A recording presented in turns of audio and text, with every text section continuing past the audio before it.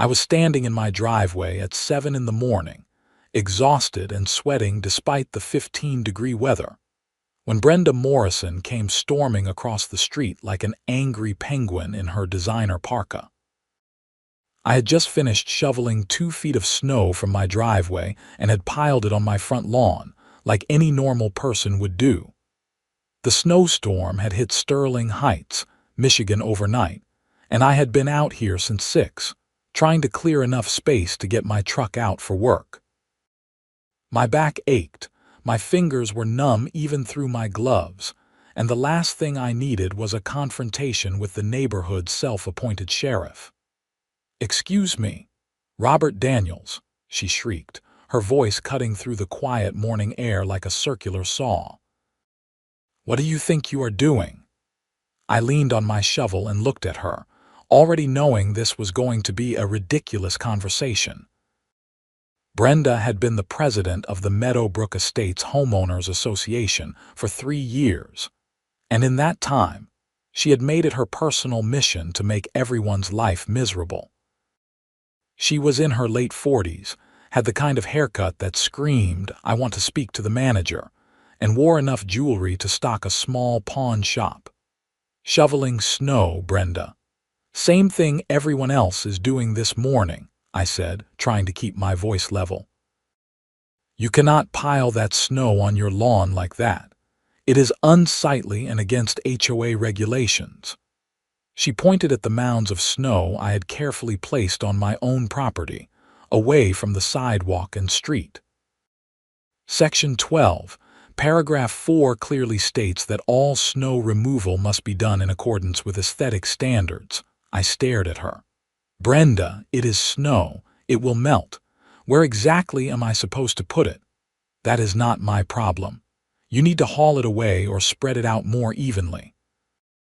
This looks terrible and brings down property values." She had her phone out now, taking pictures of my snow piles like she was documenting a crime scene. "I am not hauling away snow from my own property. That is insane," I said, turning back to finish the last section of my driveway. "If you do not remedy this situation immediately, I will have no choice but to call the authorities," she threatened. I actually laughed at that. "The cops? You are going to call the police because I shoveled snow into my own yard?" "Yes, I will. This is a violation, and as HOA president, it is my duty to enforce our community standards." She had her hands on her hips now, her face turning red despite the cold. "Do whatever you need to do, Brenda," I said, dismissing her as I went back to clearing the last few feet of my driveway. I heard her huff dramatically and stomp back across the street to her house. I should have known she was not bluffing. 20 minutes later, as I was putting my shovel away in the garage, a Sterling Heights police cruiser pulled up in front of my house. A young officer got out, looking confused and slightly annoyed. "Morning, officer," I said, walking down my driveway to meet him. "Let me guess, someone called about snow." The officer, whose nameplate read Patterson, looked at his notepad and then at me with an expression that said he really did not want to be here. "Sir, we received a complaint about illegal dumping of snow on this property. Are you the homeowner?" "I am, Robert Daniels. I own this house." "That is my lawn. I shoveled my driveway and put the snow on my own property," I explained, gesturing to the perfectly reasonable piles of snow. Officer Patterson looked at the snow, then back at me, then at the house across the street where I could see Brenda peeking through her curtains. "Let me get this straight. You shoveled snow from your driveway onto your own lawn." "That is correct." He closed his notepad. "Sir, that is not illegal. That is just shoveling snow. I am sorry someone wasted your time and mine with this call. The woman across the street is the HOA president." "She said it violated some regulation," I said. Officer Patterson sighed. "HOA disputes are civil matters. Unless you are blocking the sidewalk or creating a hazard, which you are clearly not, there is nothing illegal happening here. Have a good day, sir."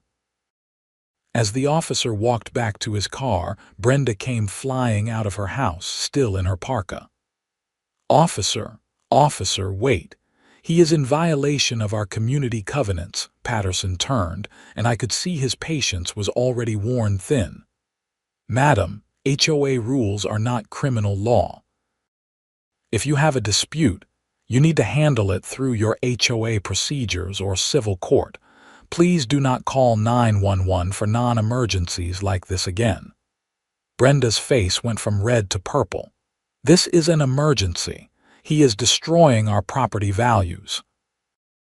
"Madam, have a good day," Officer Patterson said firmly, getting into his cruiser and driving away. I went inside, thinking that would be the end of it. I was wrong. Over the next week, I received 3 written notices from the HOA. The first was a formal violation letter, stating that I had breached Section 12, Paragraph 4 of the Community Covenants regarding winter maintenance and aesthetics. I was given 14 days to remedy the situation, or face a $50 per day fine. The second letter, which arrived 2 days later, informed me that my violation had been escalated due to my refusal to cooperate with HOA directives. The potential fine had now increased to $100 per day. The third letter was a notice that the HOA board would be holding a special hearing regarding my property, and my attendance was mandatory. I had been ignoring most of the HOA's nonsense since I moved into the neighborhood 2 years ago.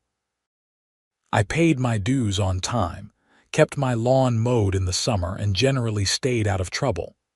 But this was getting ridiculous. The night before the hearing, I was in my home office, going through old documents, when I stumbled across something interesting. When I bought the house, there had been a thick stack of paperwork, most of which I had skimmed and filed away.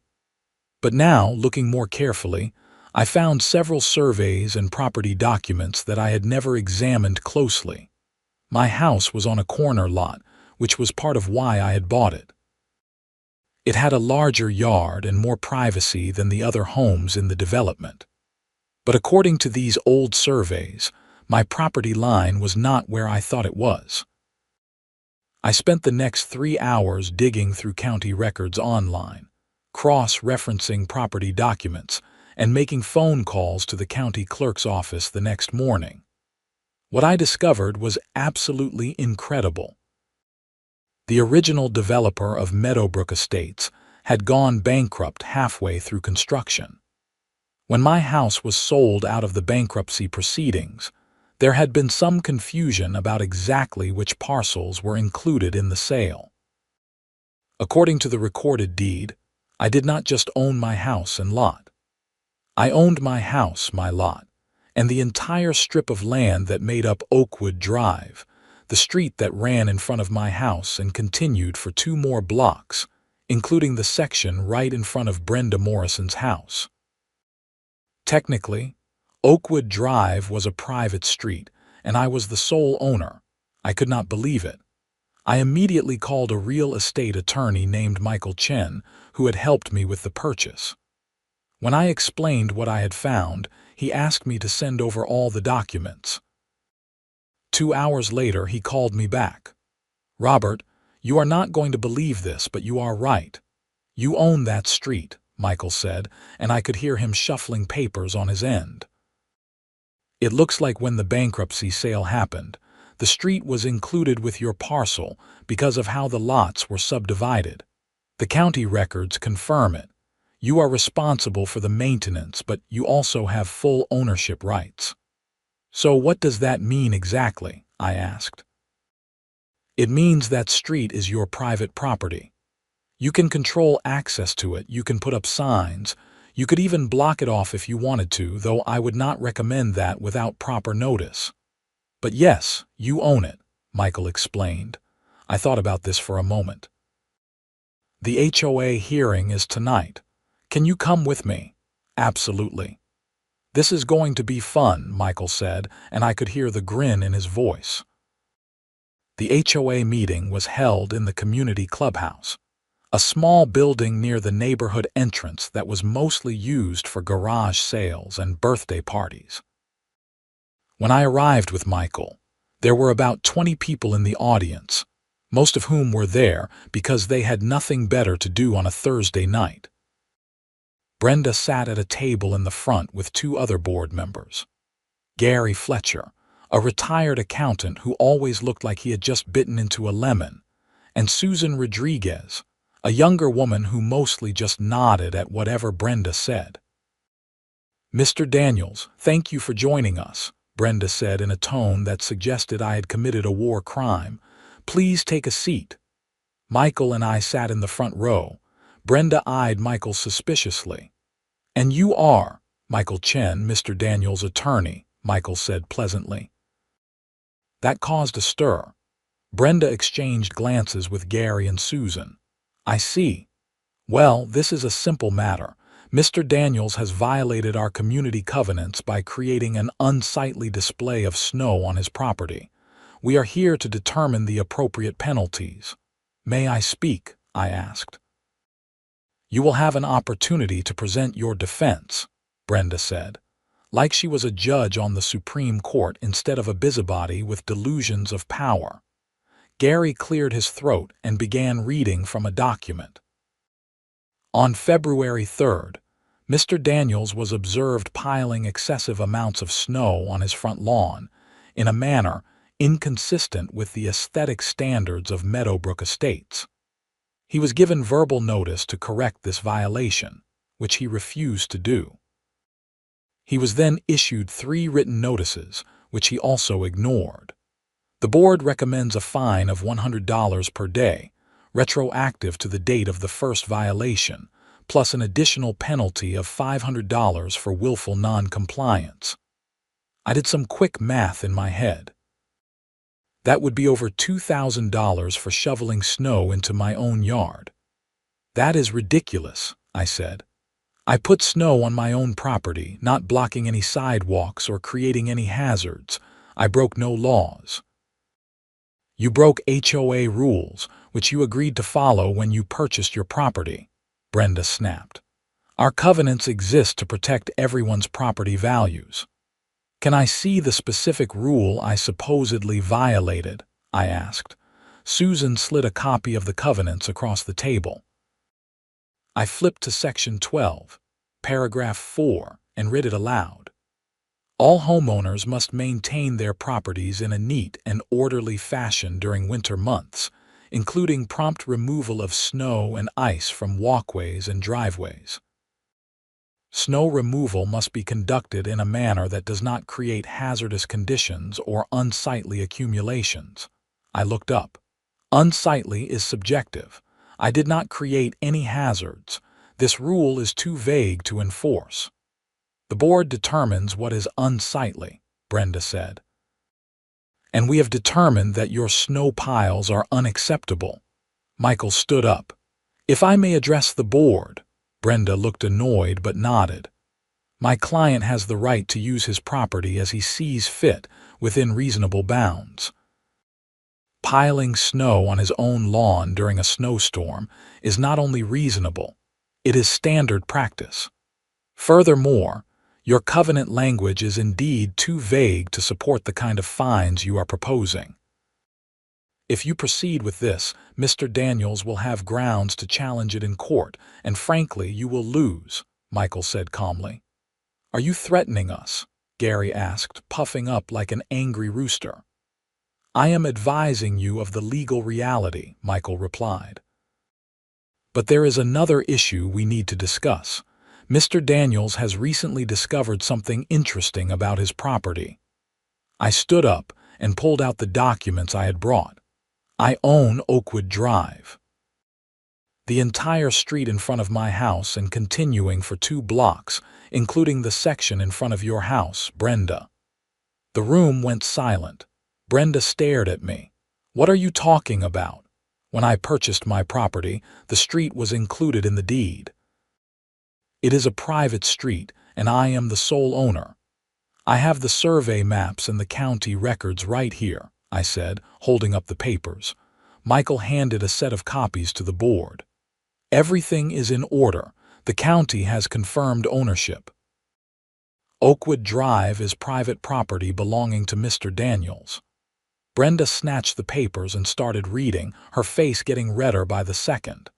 Gary leaned over to look, his eyes widening. Susan just looked confused. "This cannot be right," Brenda said. "The street is part of the community." "Actually, it is not. Check your plat maps. Oakwood Drive was supposed to be dedicated to the HOA as a common area, but that never happened because the original developer went bankrupt. The street ended up being sold with Mr. Daniels' property," Michael explained. "So what?" Gary said. "That does not change anything about the HOA rules." "Actually, it changes quite a bit," I said. "Since I own the street, I have the right to control access to it. That includes who can park on it, drive on it, or even access it at all." The implications were starting to dawn on everyone. About half the homes in Meadowbrook Estates, including Brenda's, were only accessible via Oakwood Drive. If I decided to restrict access, those homeowners would have a serious problem. "You cannot block a street," Brenda said, but her voice had lost some of its confidence. "On public property, no. But on private property, I absolutely can with proper notice," Michael said. "Now, my client has no desire to disrupt the neighborhood. He is a reasonable person, but he does expect to be treated reasonably in return." I looked directly at Brenda. "I am willing to grant an easement allowing continued use of the street by all current residents, free of charge. All I ask is that this nonsense about snow piles stops, and you drop all these ridiculous fines." Brenda looked like she had swallowed a bug. "This is blackmail." "No, this is negotiation," Michael corrected. "Blackmail would be illegal. This is a property owner setting terms for use of his private property. Perfectly legal." Gary and Susan were whispering to each other urgently. Finally, Gary spoke up. "Can we have a moment to discuss this privately?" "Of course," I said, sitting back down. The 3 board members went into a corner and had a heated, whispered conversation. I could see Brenda gesturing angrily while Gary seemed to be trying to calm her down. Susan just looked like she wanted to be anywhere else. After about 5 minutes, they came back. Gary spoke. "The board has decided to table the issue of the snow violation pending further review." "Not good enough," I said. "Drop it entirely in writing, or I start looking into what I want to do with my street." Brenda looked like she was about to explode, but Gary put a hand on her arm. "Fine. The violation is dismissed. Are you satisfied?" I want it in writing, signed by all 3 board members, and I want an apology for having the police called to my home for shoveling snow, I said. "We are not apologizing," Brenda said through gritted teeth. I shrugged and stood up. "Then I guess I need to start planning what to do with Oakwood Drive. Michael, can you look into what permits I need to install a gate?" "Wait," Susan said, speaking up for the first time. "Please, can we just resolve this? This is getting out of hand." She looked at Brenda. "Just apologize. This is not worth creating a huge problem for half the neighborhood." Brenda's jaw was clenched so tight I thought her teeth might shatter, but after a long moment she said, "Fine. I apologize for calling the police. It may have been an overreaction." "May have been?" I asked. "It was an overreaction. I apologize," Brenda said, each word seeming to cause her physical pain. "Thank you," I said. "I will have my attorney draft an easement agreement for the street. As long as everyone treats me with the same respect they expect, there will not be any problems." Michael and I left the meeting. As we walked to our cars, he clapped me on the shoulder. "That was beautiful. I have been practicing law for 15 years, and I have never seen anyone turn the tables on an HOA quite like that." "I just want to be left alone," I said. "Think this will be the end of it?" Michael hesitated. "With reasonable people, yes, but Brenda Morrison does not strike me as reasonable." "Watch your back," He was right to warn me. 2 weeks later, I received a letter from a law firm representing the HOA. They were challenging my ownership of the street, claiming that the deed was invalid due to an error in the bankruptcy proceedings.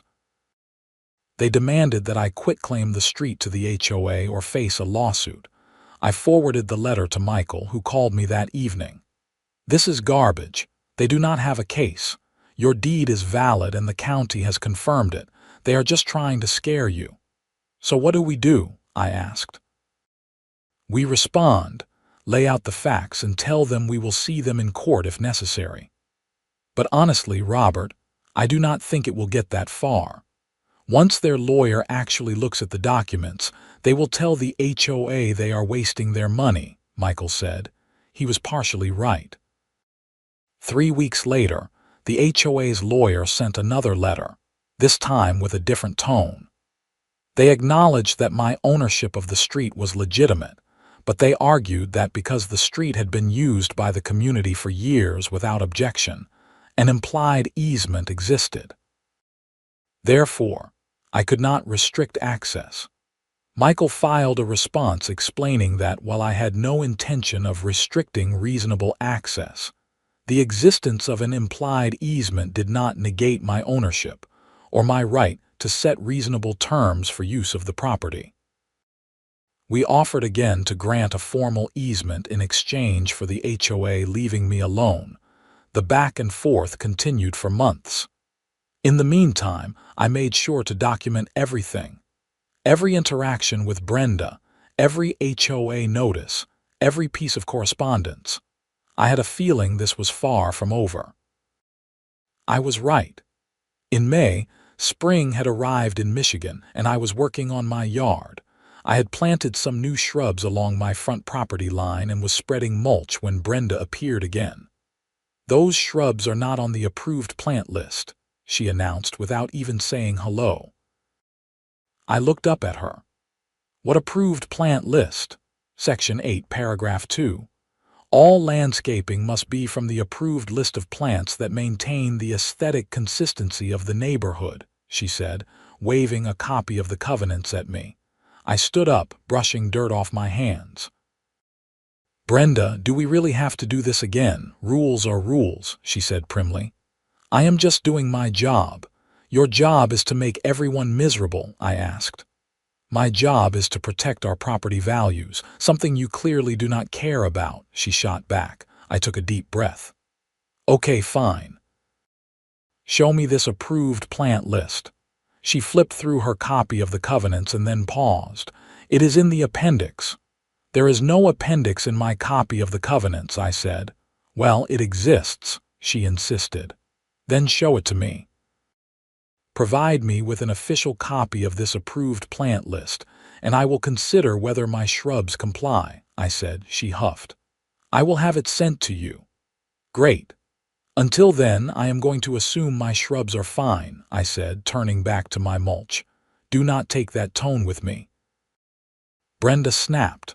I straightened up again.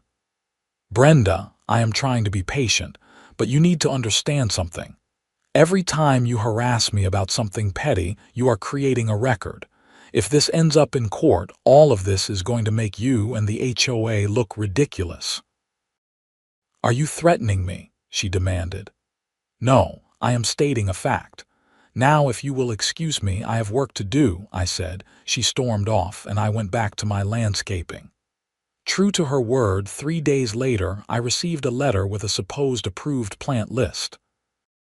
It was clearly something she had thrown together, as it was dated from the previous week and had never been officially voted on by the HOA board or distributed to homeowners. I sent a response pointing this out and stating that I would not comply with rules that had been invented after the fact. Michael backed me up with a letter of his own, pointing out that the HOA could not create new rules retroactively. Summer came, and things quieted down. I thought maybe Brenda had finally given up, but I should have known better. In August, I decided to install a small shed in my backyard to store my lawn equipment and tools. I checked the covenants carefully. There was a section about outbuildings that required them to be a certain distance from property lines and to match the architectural style of the main house.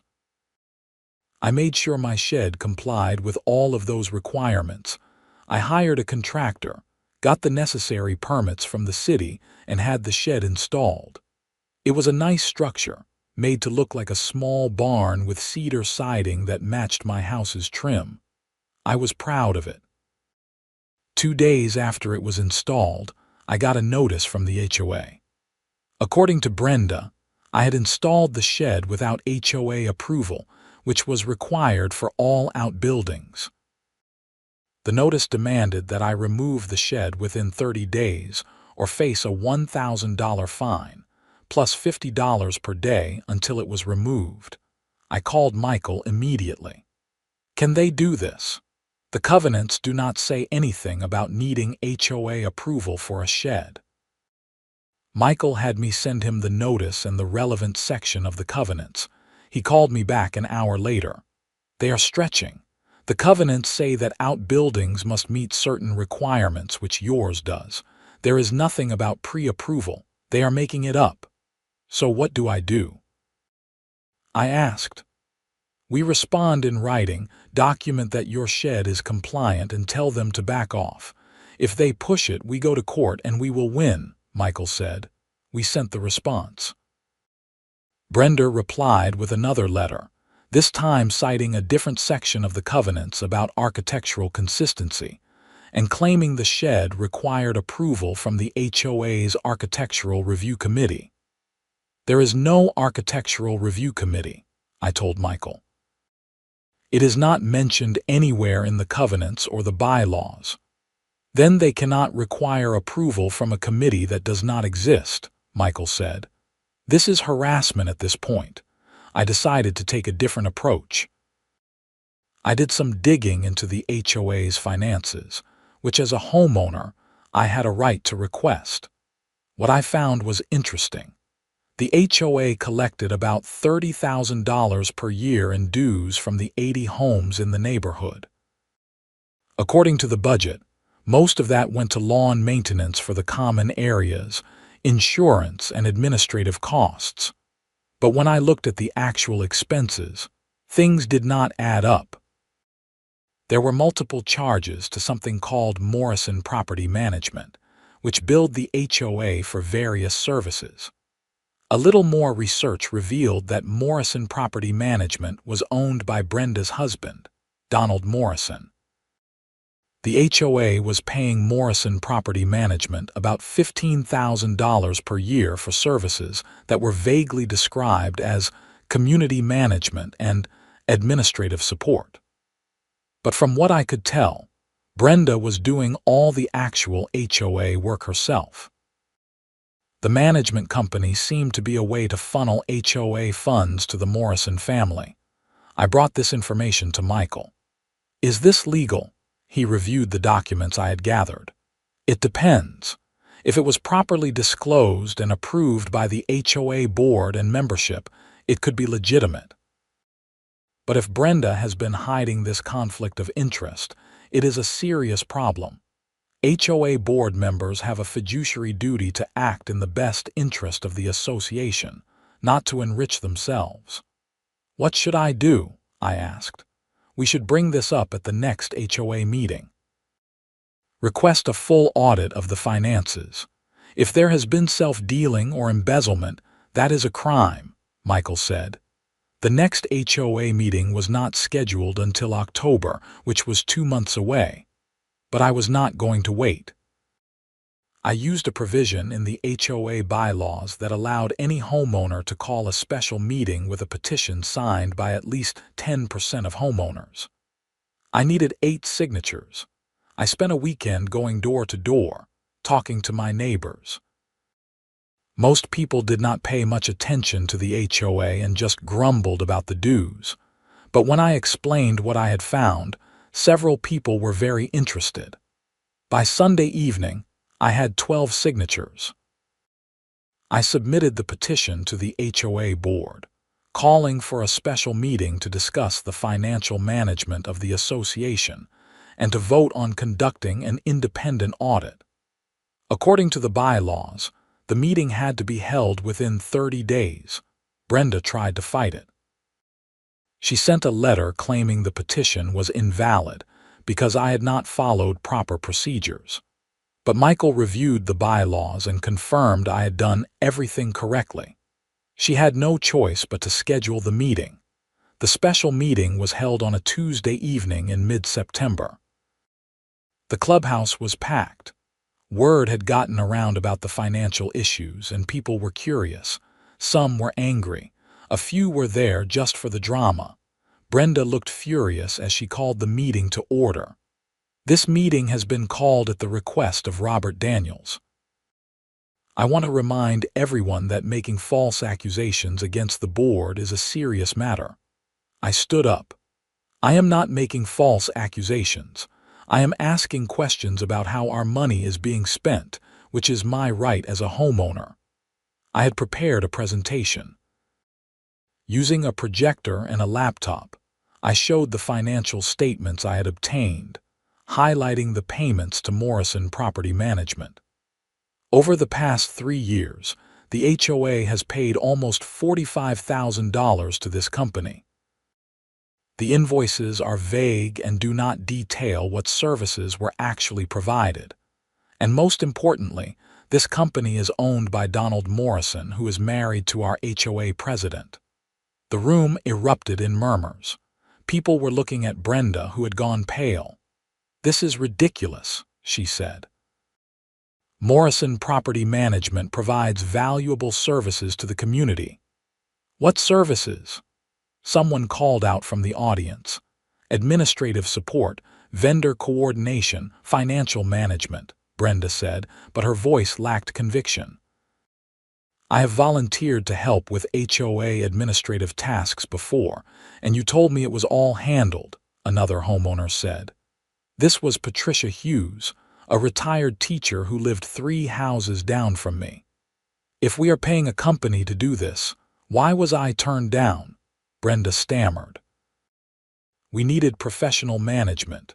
"Professional management for what? Harassing people about snow?"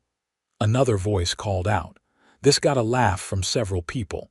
I continued my presentation. "I am not saying anything illegal has happened, but I think we deserve transparency. I am proposing that we vote to hire an independent auditor to review the HOA's finances for the past 3 years and to determine whether these payments to Morrison Property Management were appropriate." "This is a witch hunt," Brenda said, standing up. "I've given countless hours to this community, and this is the thanks I get." Gary, the other board member, spoke up. "Brenda, maybe we should just agree to the audit. If everything is legitimate, it will clear your name." "I do not need my name cleared because I have done nothing wrong," Brenda said. Susan, the third board member, looked uncomfortable. "I did not know about the connection between Morrison Property Management and your husband, Brenda. That should have been disclosed." "It is in the public record," Brenda said. "Anyone could have looked it up." "That is not the same as actively disclosing a conflict of interest," Michael said, standing up. "Board members have a legal duty to disclose any business relationships that might affect their decisions. Failing to do so is a breach of fiduciary duty." The meeting went on for another hour, with heated arguments and accusations flying back and forth. Eventually, a vote was called. Out of the 65 homeowners present or represented by proxy, 58 voted in favor of hiring an independent auditor. Only 7 voted against. Brenda was outvoted. She looked like she might cry or scream or both. The meeting adjourned and people filed out, talking excitedly among themselves. Several people came up to thank me for bringing this to light. The next few weeks were tense. The HOA hired a forensic accountant who specialized in auditing nonprofit organizations and HOAs. Brenda tried to stonewall, claiming she could not find certain records, but eventually, everything was turned over. The audit took about a month. In late October, the auditor delivered her report. I attended the meeting where the findings were presented, along with about 40 other homeowners who were eager to hear the results. The auditor, a professional woman in her 30s named Jennifer Park, laid out her findings clearly. Morrison Property Management had been paid a total of $47,000 over 3 years. However, there was little documentation of what services had actually been provided. The invoices were vague, and there were no contracts specifying scope of work or deliverables. More concerning, Jennifer had found evidence that some of the work supposedly done by Morrison Property Management had actually been done by volunteers or by other vendors who were also paid by the HOA. In other words, the HOA was paying twice for the same services in some cases. Additionally, there were several expenses charged to Morrison Property Management that appeared to be personal in nature. This included charges for landscaping at Brenda's home, a new computer that was delivered to her address, and even some travel expenses for a trip to Florida that had been billed as conference attendance, but did not correspond to any actual HOA-related conference. In my professional opinion, Jennifer concluded, there is evidence of self-dealing and possible embezzlement. The total amount of questionable expenses is approximately $32,000. I recommend that the HOA board refer this matter to law enforcement. The room was dead silent. Then everyone started talking at once. Brenda was sitting at the board table, white as a sheet. Donald Morrison, who had shown up to support his wife, looked like he wanted to run. "This is a mistake," Brenda said weakly. "There are explanations for all of this." "Then you can explain them to the police," Gary said. He looked shaken but resolute. "I move that we accept the auditor's report and refer this matter to the Sterling Heights Police Department." Susan seconded the motion. It passed unanimously, with Brenda abstaining. 2 days later, detectives from the Sterling Heights Police Department came to interview Brenda and Donald. I did not have all the details, but from what I heard through the neighborhood grapevine, they were not cooperative. The police seized records from both Brenda and the HOA, and the investigation began. In the meantime, Brenda resigned as HOA president. She sent a terse email to all homeowners saying that she was stepping down due to health concerns, and that she had always acted in the best interest of the community. Most people did not buy it. Gary took over as interim president, and one of the first things he did was issue a formal apology to me for all the harassment I had endured. The HOA also voted to reimburse me for my legal expenses, which had totaled about $3,000. The criminal investigation took several months. During that time, the neighborhood slowly returned to normal. A new board was elected with Patricia Hughes as president. She was fair, reasonable, and actually cared about the community rather than power tripping. In March of the following year, Brenda and Donald Morrison were formally charged with embezzlement and fraud. According to the prosecutor's office, they had stolen approximately $32,000 from the HOA over a 3-year period. The case was solid, with clear documentation of the fraudulent invoices and misappropriated funds. I attended the arraignment, mostly out of curiosity. Brenda looked like a shadow of her former self. The confident, aggressive woman who had terrorized the neighborhood was gone, replaced by someone who looked scared and small. Donald looked angry, like this was all a big misunderstanding and someone else's fault. They both pled not guilty initially, but as the evidence mounted, their attorney advised them to accept a plea deal. In June, they both pled guilty to reduced charges. Brenda was sentenced to 2 years in prison, with 1 year suspended, plus 5 years of probation and an order to repay the full amount stolen. Donald got a similar sentence. The day Brenda reported to prison, I was working in my yard, planting some new flowers. I had not thought about her in weeks. The neighborhood had moved on. The new HOA board was functional and reasonable. People were actually enjoying their homes instead of living in fear of violation notices. Patricia stopped by that evening. Did you hear? Brenda started her sentence today. I heard, I said. I am not happy about it, but she made her choices. You know, a lot of people in the neighborhood are grateful to you, Patricia said. If you had not pushed for that audit, this could have gone on for years. She could have stolen a lot more money. I just wanted to be left alone to shovel my snow in peace, I said, smiling. Patricia laughed. Well, you definitely accomplished that, and you own the street too. Never did get around to putting up that gate. Did not need to, I said. Turns out when you treat people with respect, they do the same for you. Over the next few months, I worked with Michael to draft and file proper easements for Oakwood Drive. Every homeowner who needed access to the street received a permanent easement at no cost, recorded with the county. It was the right thing to do, and it ensured there would be no future disputes. The Morrison house went up for sale in August. Donald had divorced Brenda while she was in prison, and he was moving out of state to live with family. The house sold quickly to a young couple with 2 kids who seemed nice. Life returned to normal. I continued to live in my house, working my job as an engineer at a manufacturing plant in Warren, enjoying my weekends, and maintaining my property the way I saw fit.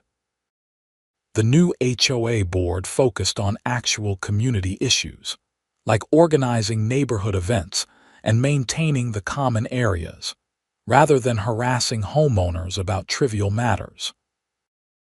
One Saturday morning in September, almost 2 years after the whole saga had started, I was outside shoveling leaves when the new neighbors from the old Morrison house walked by with their kids. "Good morning, Robert," the husband, whose name was Tom, called out.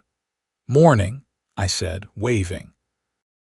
"We just wanted to say thanks again for those easement documents. Our attorney said everything looked great," Tom said. "No problem. Just wanted to make sure everything was properly documented," I said. His wife, Melissa, spoke up. "We heard about what happened with the previous owner." "The whole HOA thing, that must have been awful," I shrugged. "It got a little crazy there for a while, but it worked out." "Well, we are glad you stood up to her. This seems like a great neighborhood now," Melissa said. "It is," I agreed. "Welcome to the street." "My street, technically, but you are welcome on it any time." They laughed and continued their walk. I went back to my leaves, thinking about how strange life could be. I had bought a house in what I thought was a normal suburban neighborhood, only to end up in a war with an HOA tyrant, discover I owned the street, and ultimately help uncover a criminal conspiracy. But through it all, I had learned some important lessons. The first was that you should always read your property documents carefully. You never know what you might own. The second was that standing up to bullies, even when it is easier to just comply, is sometimes necessary. And the third was that most people are reasonable if you give them the chance to be. The HOA, under Patricia's leadership, became what it was supposed to be. A volunteer organization focused on maintaining common areas and organizing community events. There were no more petty violation notices, no more harassment, no more made-up rules. Just a functional system that served the homeowners rather than ruling over them. As for Brenda, I heard she was released from prison after serving her full year behind bars. She moved to another state and, from what I understand, stayed out of trouble. I never saw or heard from her again, which was fine with me. The snow came again that winter, even heavier than the previous year. I spent a long morning shoveling my driveway, and I piled the snow right on my front lawn, just like I had done before. Nobody said a word. Nobody took pictures. Nobody called the cops. It was just a guy shoveling snow on his own property, exactly as it should be. That evening, after I had finished clearing my driveway and taken a hot shower to warm up, I sat in my living room with a cup of coffee, looking out at the quiet street. My street, legally speaking, though I had never thought of it that way.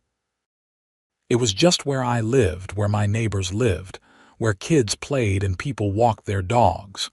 The whole experience had cost me time, money, and stress. But it had also given me something unexpected, a real sense of community. When the audit results had come out, and people realized what had been happening, neighbors who had never spoken to each other before started talking. We had organized a neighborhood watch, not to spy on each other, but to actually look out for one another. We had started having block parties and potlucks.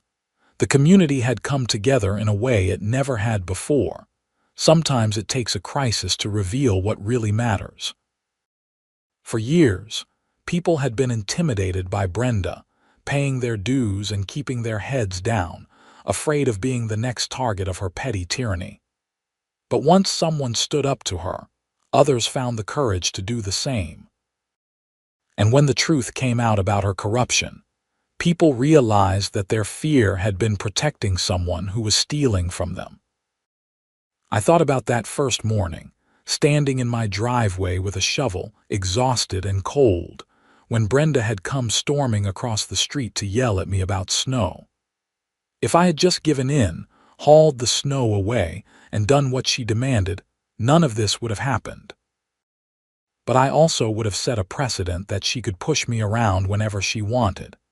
And the embezzlement would have continued, probably for years, standing up for yourself, even over something as stupid as where you put snow matters. It sets boundaries. It tells bullies that you are not an easy target. And sometimes, if you are lucky, it leads to uncovering bigger problems that need to be addressed. My phone buzzed with a text from Michael. "Hey, saw the news about the Morrison case being fully closed. Restitution paid." "Congrats on seeing it through," I texted back. "Thanks for all your help. Could not have done it without you. Anytime. Try to stay out of trouble, though. I have other clients I need to bill," he replied with a laughing emoji. I smiled and set my phone down.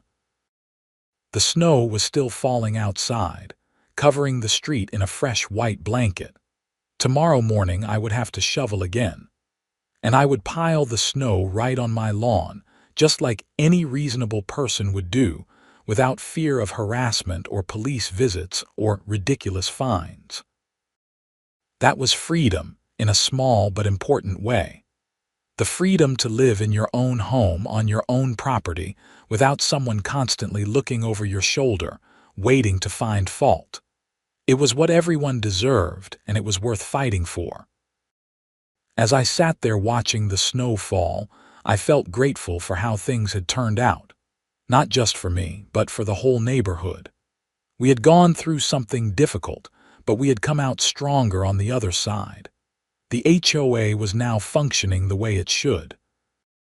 The corruption had been exposed and punished, and people felt like they actually owned their homes, rather than just renting them from an organization that could punish them on a whim. It was a good feeling, sitting there in my warm house, knowing that my neighborhood was a better place than it had been 2 years ago. And knowing that I had played a part in making it that way, even though I had never intended to be some kind of neighborhood hero. I had just wanted to shovel snow in peace. Sometimes that is all it takes. One person saying no. One person refusing to be bullied. One person asking questions that everyone else was afraid to ask. Change does not always require grand gestures or dramatic confrontations. Sometimes it just requires someone to stand their ground over something small, like where to put snow, and refuse to back down when pressured. The next morning, I woke up to find about 6 inches of fresh snow. I bundled up, grabbed my shovel, and headed outside. The sun was just coming up, painting the sky in shades of pink and orange. The street was quiet, peaceful, beautiful in the way only a fresh snowfall can be. I started shoveling, working methodically, clearing a path from my garage to the street. And yes, I piled the snow on my front lawn, creating nice, neat mounds that would melt when the weather warmed up. It felt good, doing this simple task without worry, without looking over my shoulder, without wondering if someone was going to call the cops on me for being a normal homeowner. About halfway through, Tom from across the street came out with his own shovel. "Need any help?" he called over. "I am good, but thanks," I called back. "Hey, I have been meaning to ask you," Tom said, walking over. "That whole thing about you owning the street, that is really true?" "It is," I confirmed. "The easement documents you signed were for access to my private property. The street never got transferred to the HOA or the city like it was supposed to." Tom shook his head in amazement. "That is incredible. You must have felt pretty good pulling that out at the HOA meeting." "It was satisfying," I admitted. "But honestly, I just wanted them to leave me alone. The street ownership was just leverage to make that happen." "Well, you did the whole neighborhood a favor." "Patricia is doing a great job as president. No drama, just taking care of business," Tom said. "That is how it should be," I agreed. We talked for a few more minutes before Tom headed back to shovel his own driveway. I finished mine, put my shovel away, and went inside to warm up. Later that day, Patricia called me. "Robert, I wanted to give you a heads up. We are finalizing the HOA budget for next year at the board meeting on Tuesday. We are lowering the dues by 20% since we are not paying a fake management company anymore." "That is great," I said. "People will appreciate that. They already do. And listen, I know you have never wanted to be involved in the HOA board, but if you ever change your mind, we would love to have you," Patricia said. "I appreciate that, but I am happy just being a regular homeowner," I said. "You are doing a great job. The neighborhood is in good hands." "Thanks, Robert. That means a lot," Patricia said. After we hung up, I reflected on her offer. A year ago, I might have considered joining the board just to make sure nothing like the Brenda situation ever happened again. But now, with good people in charge and proper oversight in place, it was not necessary. The system was working the way it should. That was another lesson I had learned.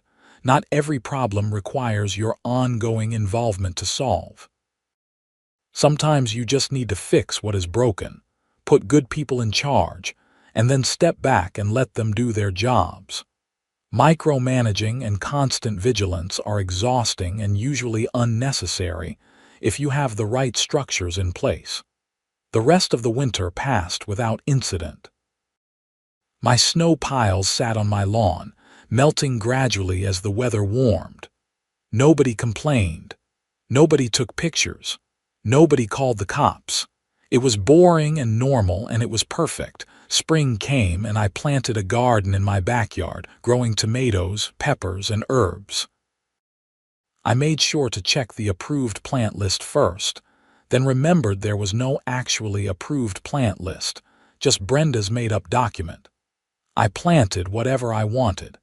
The neighborhood continued to thrive under the new HOA leadership. Patricia organized a spring cleanup day where everyone came out to pick up litter, trim bushes in the common areas, and generally spruce things up. It was a good turnout, with people chatting and laughing as they worked. It felt like an actual community, not just a collection of houses. In May, we had the first annual Meadowbrook Estates block party. It was held on Oakwood Drive, right in front of my house. We blocked off the street with cones, set up tables and grills, and everyone brought food to share. Kids played in the street while adults talked and enjoyed the spring weather. At one point during the party, Patricia made an announcement. "I want to thank Robert Daniels for graciously allowing us to use his street for this event." That got a laugh from everyone who knew the story. But seriously, Robert, thank you for everything you have done for this neighborhood. We are better because of you. People clapped and a few whistled. I felt embarrassed but also touched. I just wanted to shovel snow, I called out, which got another laugh. But as I looked around at my neighbors, at the kids playing, at people genuinely enjoying themselves and each other's company, I felt proud of what we had built together. Not just me, but everyone who had supported the audit, who had voted for change, who had decided that they deserved better than a corrupt, power-hungry HOA board. We had taken something broken and fixed it. We had stood up to corruption and won. We had transformed a neighborhood ruled by fear into a community built on mutual respect. And we had done it by following the rules, using the proper legal processes, and refusing to back down when pressured. That evening, as the party wound down and people started packing up their tables and grills, Tom came over to me. "That was fun. We should do this more often." "Absolutely," I agreed. "Maybe we can make it a monthly thing in the summer." "I will talk to Patricia about it," Tom said. "Hey, can I ask you something? Do you ever regret how everything went down? With Brenda and the whole investigation, I thought about that." "No, I do not. She made her choices. She could have just left me alone about the snow. She could have disclosed the conflict of interest with her husband's company. She could have been honest about the HOA finances. She had plenty of chances to do the right thing, and she chose not to. The consequences were her own fault." Tom nodded. "That is fair. I just wondered if you felt bad about her going to prison." "I feel bad that it came to that," I said. "I would have preferred if she had just been a reasonable person from the start, but I do not feel guilty. She stole from all of us. That is a crime, and she was held accountable. That is how it should work." "You are right," Tom said. "Anyway, thanks for being a good neighbor, and for not putting up a gate on your street." He grinned. "Not planning to," I assured him. "As long as everyone continues to be reasonable, the street stays open." As the sun set and the last of my neighbors headed home, I stood in my driveway, looking at my house, my lawn, and my street. It had been a long, strange journey from that morning 2 years ago when I had just wanted to shovel some snow. But I had learned a lot, met good people, and helped make my community a better place. And at the end of the day, I could shovel snow wherever I wanted on my own property, which was all I had really wanted in the first place. Life went on. Summer turned to fall and fall turned to winter again. The snow came, as it always does in Michigan, and I shoveled it onto my lawn as I always would. The neighborhood continued to prosper under fair and honest leadership. The HOA functioned smoothly, handling actual issues and staying out of people's personal business. And I lived peacefully in my home on my street, exactly as it should be.